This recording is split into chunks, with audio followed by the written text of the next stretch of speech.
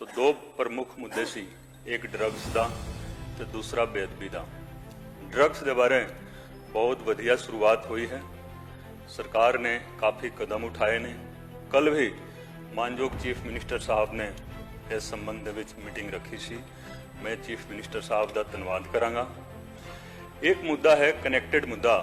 मानयोग speaker साहब 2020 ਦੇ ਵਿੱਚ ਅੰਮ੍ਰਿਤਸਰ ਦੇ ਵਿੱਚ ਪਿੰਡ ਸੁਲਤਾਨਵਿੰਡ 197 ਕਿਲੋ ਹੈਰੋਇਨ ਜਾਂ ਹੈਰੋਇਨ ਵਰਗੇ ਨਸ਼ੀਲੇ ਪਦਾਰਥ ਦੀ ਰਿਕਵਰੀ ਹੋਈ ਸੀ।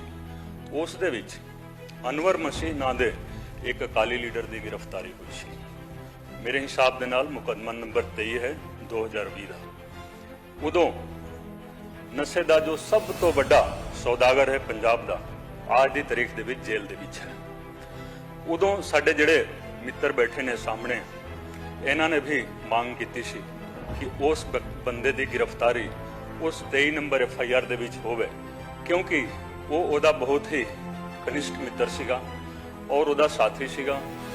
ਔਰ ਇਹਨਾਂ ਨੇ ਬਹੁਤ ਪ੍ਰयास ਕੀਤਾ, ਲੇਕਿਨ ਕੁਝ ਮਿਹਰਬਾਨੀ STF ਦੀ ਹੋ ਗਈ ਔਰ ਕੁਝ ਰਾਜਨੀਤੀ ਚੱਲ ਗਈ। ਇਸ ਕਰਕੇ ਉਸ ਸੌਦਾਗਰ ਦੀ ਗ੍ਰਿਫਤਾਰੀ ਉਸ ਕੇਸ ਦੇ ਵਿੱਚ ਨਹੀਂ ਹੋ ਸਕੀ। 23 ਨੰਬਰ FIR ਬਹੁਤ ਹੀ ਆਮ ਕੇਸ ਹੈ ਨਸ਼ੇ ਦੇ ਸੰਬੰਧ ਦੇ ਵਿੱਚ। ਮੈਂ ਬੇਨਤੀ ਕਰਾਂਗਾ ਸਰਕਾਰ ਨੂੰ, ਖਾਸ ਕਰਕੇ ਮਾਨਯੋਗ ਮੁੱਖ ਮੰਤਰੀ ਸਾਹਿਬ ਨੂੰ, ਕਿ ਉਸ ਕੇਸ ਦੇ ਵਿੱਚ ਉਸ ਵਿਅਕਤੀ ਦੀ ਪੁੱਛਗਿੱਛ ਹੋਵੇ ਔਰ ਕਲੀਅਰ ਕਰ ਦਿੱਤਾ ਜਾਵੇ ਕਿ ਉਸ ਦਾ ਰੋਲ ਹੈ ਕਿ ਨਹੀਂ ਹੈ, ਕਿਉਂਕਿ ਇਹ ਬਹੁਤ ਵੱਡੀ ਰਿਕਵਰੀ ਸੀਗੀ ਔਰ ਗੁਜਰਾਤ ਦੀ ਪੁਲਿਸ ਨੇ ਇਨਫੋਰਮੇਸ਼ਨ ਦੇ ਕੇ ਇੱਕ ਰਿਕਵਰੀ ਕਰਾਈ ਸੀਗੀ। ਇਹ ਮੇਰੀ ਬੇਨਤੀ ਹੈ ਸਰ। ਦੂਸਰਾ ਮੁੱਦਾ ਸਰ ਬੇਅਦਬੀ ਦਾ ਹੈ। बेअदबी के बारे मैं कॉल अटेंशन नोटिस भी मूव की सी, किसी कारण बस टेकअप नहीं हो पा रहा है। मेरी बेनती है मानयोग स्पीकर साहब कि सदन आज तक चलना है, कोई भी 30 मिनट इस वास्ते रख लिया जाए, जहाँ 30 मिनट वास्ते सदन की कार्रवाई बढ़ा दी जाए, क्योंकि मुद्दा बहुत अहम है और कुछ पॉइंट इस तरीके के ने जो कि आम जनता को भी जानना जरूरी है, इस पवित्र सदन को भी जानना जरूरी है और इस सत्ता पक्ष वास्ते भी लाभदायक होगा, ओपोजिशन वास्ते भी होगा और जिन्नियां भी नानक नाम लेवा संगतां ने उन्हां वास्ते भी वधिया रहेगा।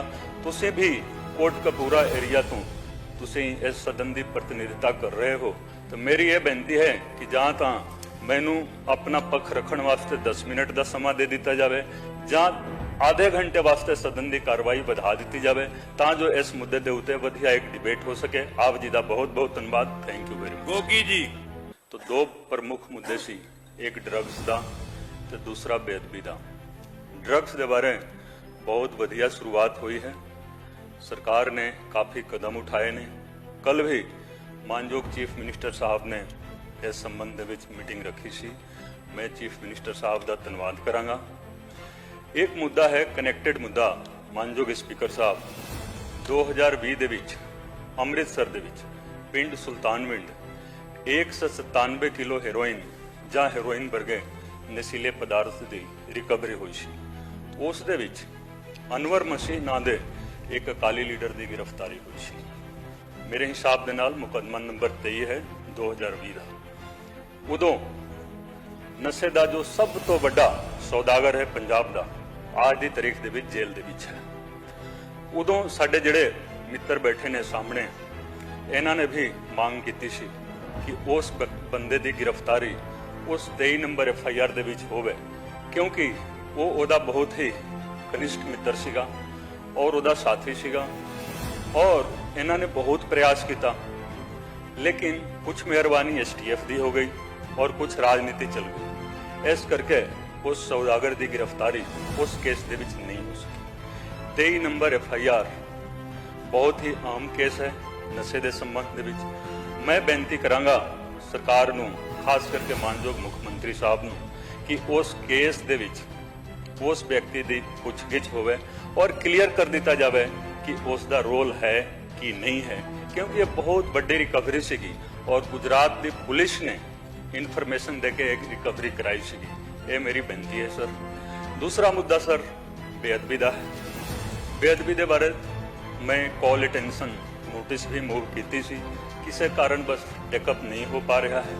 मेरी बेनती है मानयोग स्पीकर साहब कि सदन आज तक चलना है, कोई भी 30 मिनट इस वास्ते रख लिया जाए, ਜਾਂ 30 ਮਿੰਟ ਵਾਸਤੇ ਸਦਨ ਦੀ ਕਾਰਵਾਈ ਵਧਾ ਦਿੱਤੀ ਜਾਵੇ, क्योंकि मुद्दा बहुत अहम है और कुछ पॉइंट इस तरीके ਦੇ ਨੇ ਜੋ कि आम जनता ਨੂੰ भी जानना जरूरी है, इस पवित्र सदन ਨੂੰ भी जानना जरूरी है और इस सत्ता पक्ष वास्ते भी लाभदायक होगा, ओपोजिशन वास्ते भी होगा और जिन्नियां भी नानक नाम लेवा संगतां ने उन्हां वास्ते भी वधिया रहेगा।